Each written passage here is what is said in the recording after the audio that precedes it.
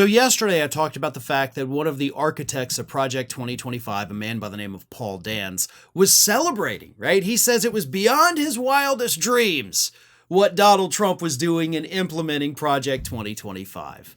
Well, in terms of the people who put Project 2025 together, Paul Dans may be the only one celebrating, because folks over at the Heritage Foundation, which of course produced this mandate for leadership, they're kind of peeing their pants right now in fear because of how horrible Donald Trump has been. So as Paul Dans is out there telling us like, this is beyond my wildest dreams, the rest of the people who still work at the Heritage Foundation, unlike Dans, they're out there telling the media, this is actually really, really bad. Leading the way is Stephen Moore, who is a fellow at the Heritage Foundation. Stephen Moore, of course, used to be with the Club for Growth. But here's what Stephen Moore had to say about how bad things have gotten under this man that they helped put in the White House and helped write all the policies for. Now he says this: I am really concerned about consumer confidence. That's a bad sign. It means people are going to stop spending. Moore also said he's concerned about the stock market's multi-day drop and fears that the economy will shrink during the first economic quarter of the Trump presidency. So, hey, we did it. We got this blueprint for leadership. We got Trump in office. Everything's going to be great. 2 months into it, and the Heritage Foundation is crapping their pants because, oh God, this is so bad. Right? Paul Dans is out there celebrating. Hell yeah. But everybody else that still has jobs, they're out there like, oh my God, what have we done? Apparently, nobody ever told the good folks at the Heritage Foundation, be careful what you wish for, right? Now, the economic devastation that Donald Trump has caused, again, in just 2 months in office as of today, the country does not deserve it, right? The people who are struggling to afford groceries, they do not deserve it. The farmers getting crushed, they don't deserve it.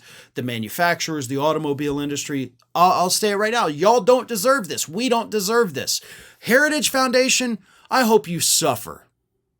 You deserve this.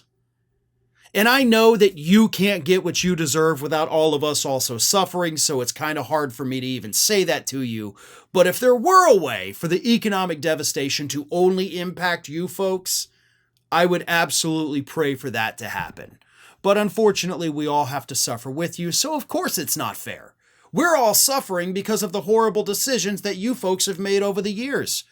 You got everything you wanted, but now that the stock market is crashing, now that inflation is going up, now that prices are going up, now that the trade war is starting, the corporations who fund the Heritage Foundation, they're crapping their pants because now they're losing money. Uh-oh, you didn't think that through, did ya, when you had your little mandate for leadership in your Project 2025 document?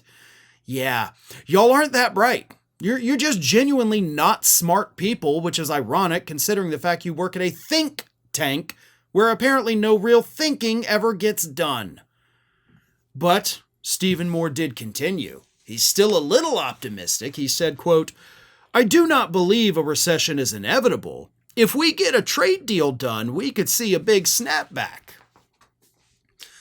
Here's the problem there, Mr. Moore. You know damn well that there is no trade deal in the works. Right? Like if we get this deal done, what deal? Donald Trump has given us conflicting reasons on a near daily basis about why he's even doing the trade war, right? It's because he wants Canada to be the 51st state. He said that explicitly in the last week. He said that it's because drugs are coming across the border, so until the drugs stop, the trade war continues. He said it's because we got to bring back American companies, so until they come back, trade war continues.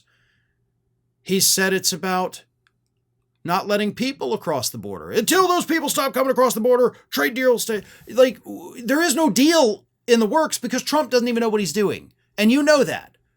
So if that is the only condition for a recession being inevitable or not inevitable, then that would in fact make a recession inevitable.